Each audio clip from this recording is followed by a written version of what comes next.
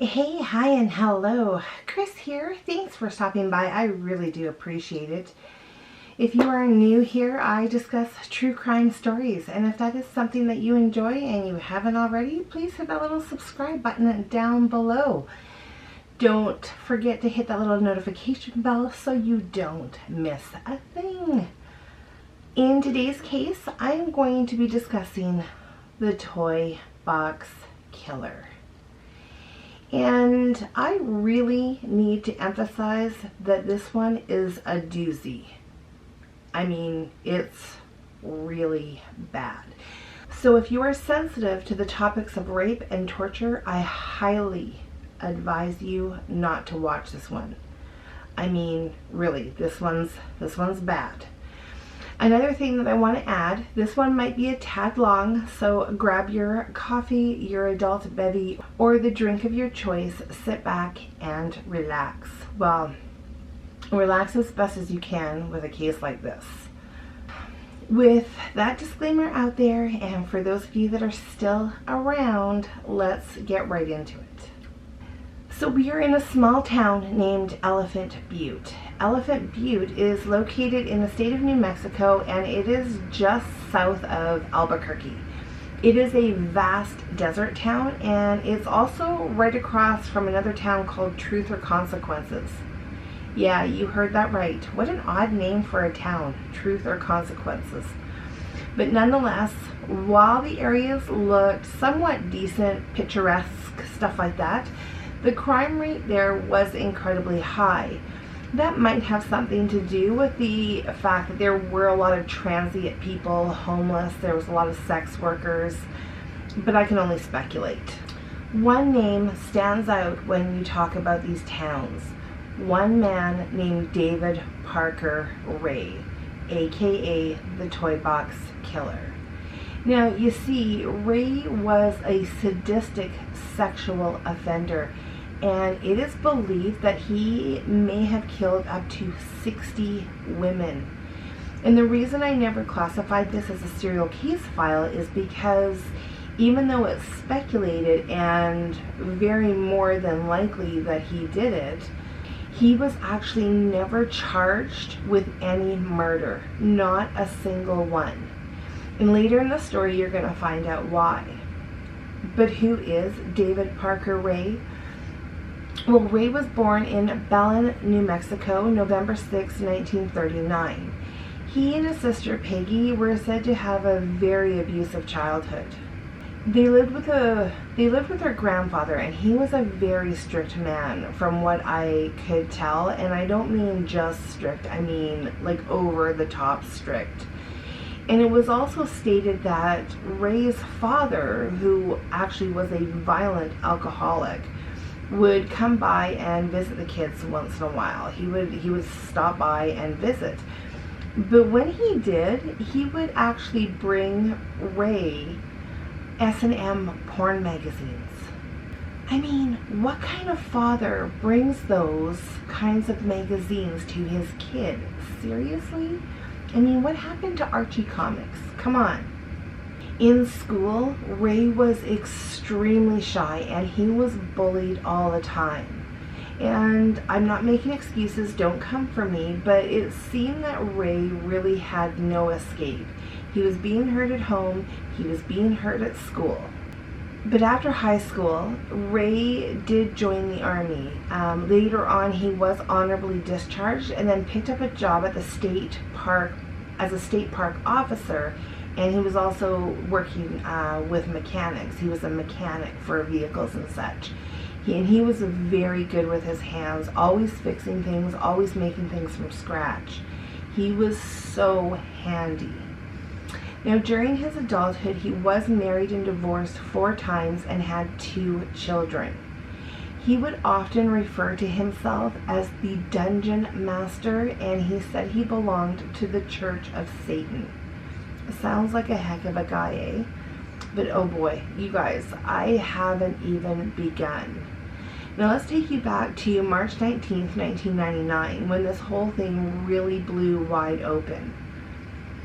Cynthia Vigil she's a sex worker, and she was just in the parking lot waiting for her next trick to come along, and a man pulls up claiming to be an undercover cop. He briefly flashes a badge and tells her that she's under arrest for solicitation of sex. And the man throws the handcuffs on her and puts her in the back of the seat of the car. Sadly, this was just the beginning of the horrific things Cynthia would endure. Now, Cynthia was stripped, bound up, and gagged with duct tape. And despite it being broad daylight, Ray led her right into his home. Cynthia later recalled that it was as if he knew exactly what he was doing. He told her that she would never see her family again and that he was going to kill her just like he had the others. Cynthia was then brutally, sexually tortured. At one point, she was hung by the ceiling wearing nothing but a leather mask, and she also endured hours of electric shocks, among a lot of other stuff. And this went on for a couple days. On the third day, Ray actually undid her arm and leg shackles, leaving her only attached by a neck chain, and so she could kind of move around this little room. There was a tiny bucket she could use as a toilet. Now Ray, he was heading off to work. He left his girlfriend Cindy at the house with Cynthia, the captive. And I know there's going to be a lot of names, and I'm going to try to do my best to keep everything in order for you guys. And yes, you heard that right. He had a girlfriend, Cindy, who was assisting in all this. And girl, you need to find yourself a better man. The girlfriend, Cindy, was watching TV and ended up getting a phone call. I mean, from who knows, it doesn't even matter at this point. But hearing that Cindy was distracted and seeing that the keys to the chains were just sitting not far away, Cynthia knew this was her only chance to get free. She had heard them talking about the fact that they were going to kill her, so she knew it was now or never. She managed to reach the keys, but there were so many keys on the keychain. They started to rattle as she was picking them up. She's trying to hurry to find the right key. Her adrenaline must have been pumping. Time was of the essence. Hearing the commotion, Cindy, the girlfriend, runs into the room and a struggle broke out. A lamp was broken over Cynthia's head, but it didn't stop her. She was dazed and confused, but Cynthia kept going. She finally managed to unlock the chain, grabbed an ice pick that was sitting on the side, swung and hit Cindy at the side of the neck.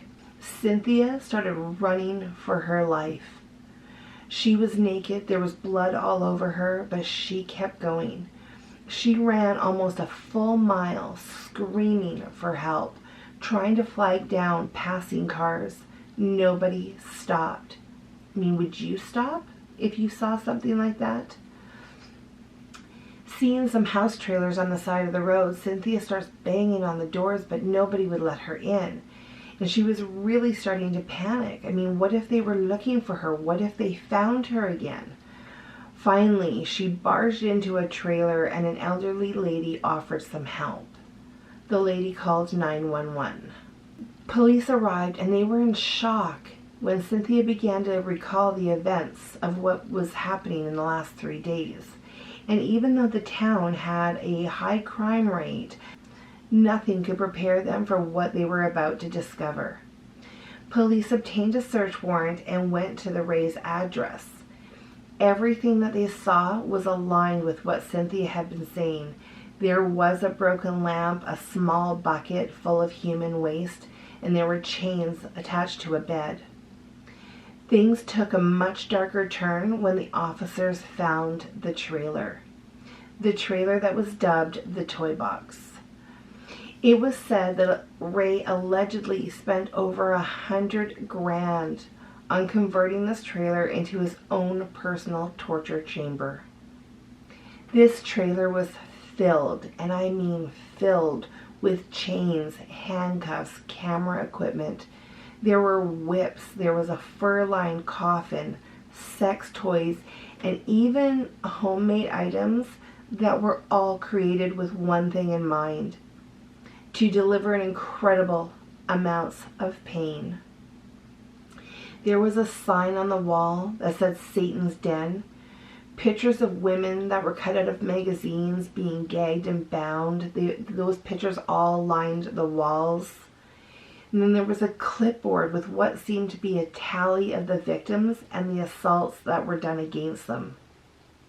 He was keeping count. He had his own generator hooked up to the trailer to be able to supply power to it. And in the middle of this trailer was a single gynecology chair. And it wasn't just a regular gyno chair though. It had been modified.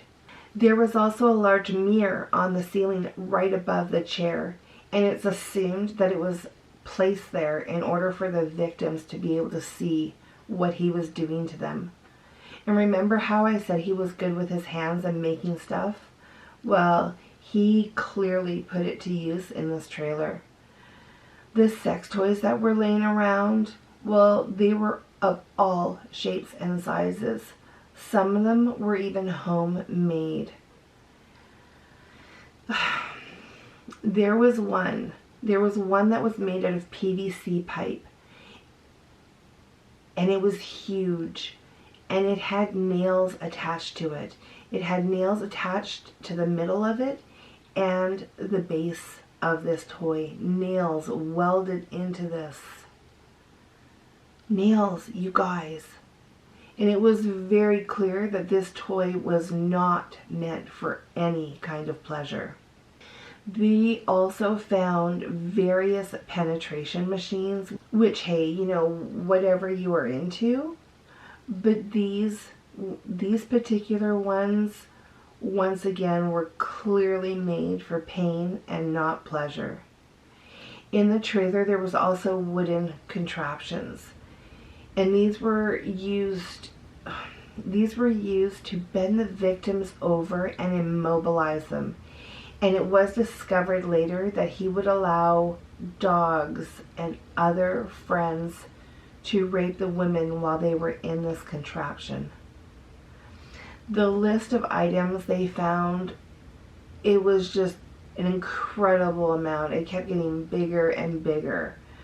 And the police also found a huge pile of trinkets, and some may say that they were souvenirs. You know how, killers and such like to keep items of their victims.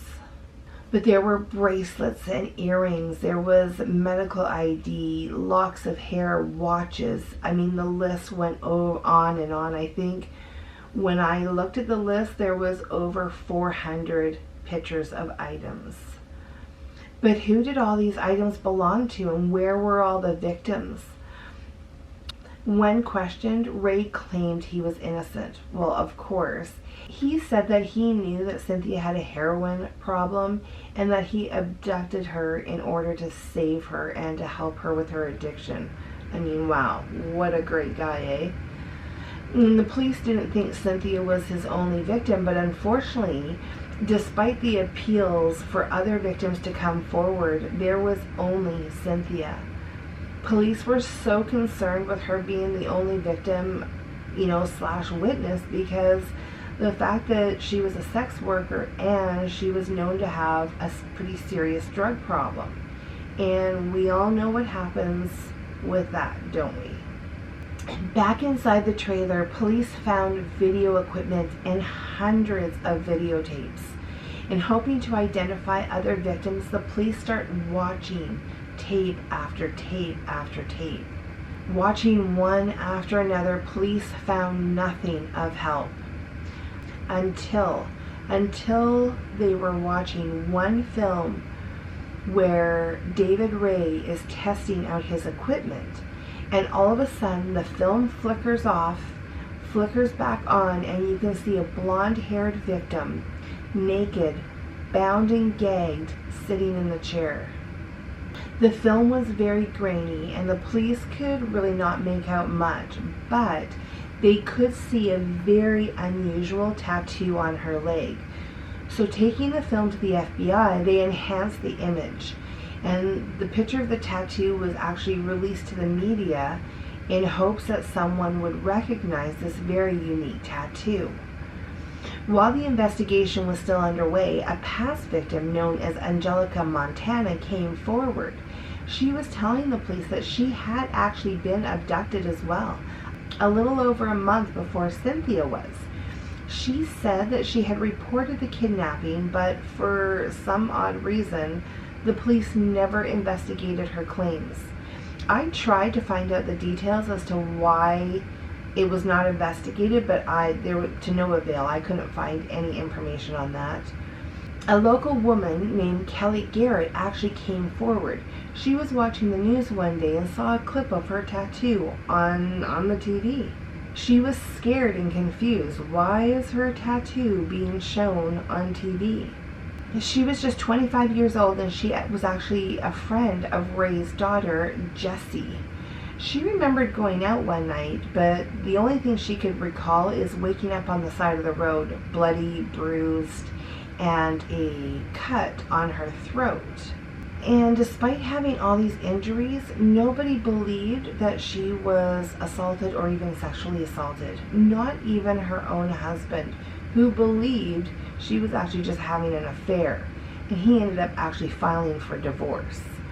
And all this time, Kelly had been having nightmares about being strapped to a table, duct taped, and chained up. And it was in horror when the police played back this videotape that Kelly realized they weren't just nightmares, that they were in fact memories. Police had another tape that Kelly was to listen to, and it was a recording of David Parker Ray. In this recording, Ray talks directly to his victims. And I'm not going to play the entire thing as it's very long. It's about an hour, and it is very disgusting and so disturbing. I'm going to insert a clip for you guys, just for you guys to get an idea of what kind of evil man this was. But he goes on to say that he wants to see the fear in their eyes. He goes into detail about how he drugs them and stuff like that. And it goes into so much other detail too that, like I said, I'm not going to get into. If you really want to hear the entire thing, there are copies on YouTube. Hello there, bitch. Are you comfortable right now? I doubt it. Wrists and ankles chained, gagged, probably blindfolded. You are disoriented and scared too, I would imagine. Perfectly normal under the circumstances. For a little while, at least, you need to get your shit together and listen to this tape. It is very relevant to your situation. I'm going to tell you, in detail, why you have been kidnapped, what's going to happen to you, and how long you'll be here. I don't know the details of your capture because this tape is being created July 23rd, 1993 as a general advisory tape for future female captives. The information I'm going to give you is based on my experience dealing with captives over a period of several years. You are obviously here against your will. Totally helpless. Don't know where you're at. Don't know what's going to happen to you. My lady friend and I have been keeping sex slaves for years. We take 4 or 5 different girls each year, depending on our urges and sometimes accidental encounters. The hidden playroom, where you're going to be kept, has steel walls, floor and ceiling. It is virtually soundproof and has a steel door with 2 keyed locks. The hinges are welded on, and there are 2 heavy deadbolts on the outside. The room is totally escape-proof, even with tools. So after learning about Ray drugging his victims, it makes sense why Kelly couldn't remember anything from that night. And it is speculated that when Ray cut her throat, he thought she was dead, and he decided to ditch her on the side of the road. And if you remember from earlier, I mentioned that Kelly was friends with Jessie, Ray's daughter. And it was later learned it was Jessie that brought Kelly back to the trailer for her father. So we have the daughter and we have the girlfriend both as accomplices. I mean, I can't even. But bit by bit, Kelly's memories start coming back. And she remembered being in an awful amount of pain. But unfortunately, because her memories were bits and pieces, police were really worried that she wouldn't make a very credible witness in a court of law. Still going through the piles of evidence, police find that on one of the tapes, Ray actually talks about the fact that he had been killing women every year since the age of 15. 15 years old. He was now 59. Journals were also discovered. Journals that would go into detail about all the women that were tortured.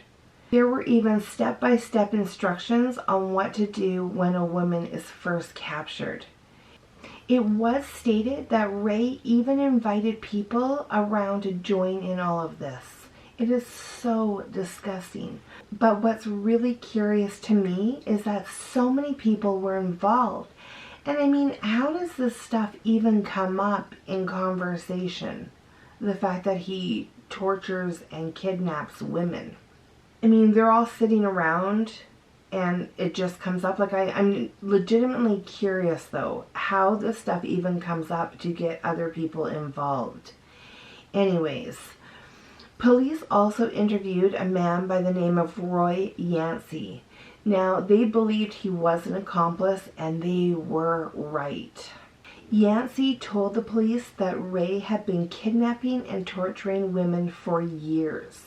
He also admitted that he had actually strangled his ex-girlfriend, Marie Parker, after Ray had kidnapped and tortured her. But how did he get away with it, if that was the case? Well, it just seemed like there were a lot of people who either knew about it or was somehow involved. I mean, none of it makes sense. And it is rumored, and I say rumored only because there's absolutely no evidence of the fact, but it was said that Ray was actually selling some of these women for sex trafficking. Also, remember how I mentioned that he worked for the state park? Well, he had access to this huge area that no one else did. Police searched and searched with dogs and helicopters, everything, but to no avail. The area was so wide open. It was a huge desert area with lots of nooks and crannies. There was also Elephant Butte Reservoir, which Ray also had complete access to. But this lake was huge. It was over 40,000 acres in size and very, very deep in parts. And even though many people questioned as to why the lake was never drained in order to look for victims, it would more than likely come down to the fact that because it was such a large body of water, it would have been too huge of an expense and a huge undertaking. Now, although he was never charged for any murder, David Parker Ray, aka the ToyBox Killer, was ultimately sentenced to 224 years in prison for many offenses, including abduction and sexual torture. Yancey was convicted of second-degree murder, of conspiracy to commit first-degree murder, and he was also sentenced to 30 years. He got 2 consecutive 15-year terms. David Ray's daughter, Jessie, received 9 years, and his girlfriend, Cindy, received 36 years in prison. Unfortunately, only 3 years into his sentence, David Parker Ray died of a heart attack on May 28, 2002. And I say unfortunately because I wish he had been able to stay in jail a lot longer and suffer and pay the consequences. But how many victims are there? And it is sad, it is so sad to think that we're never, ever going to be able to answer that question on how many victims there were. Ray was smart, and he made sure he picked up, people that may not be noticed if they were missing, transient people that are just kind of coming through town, sex workers, people addicted to drugs, stuff like that.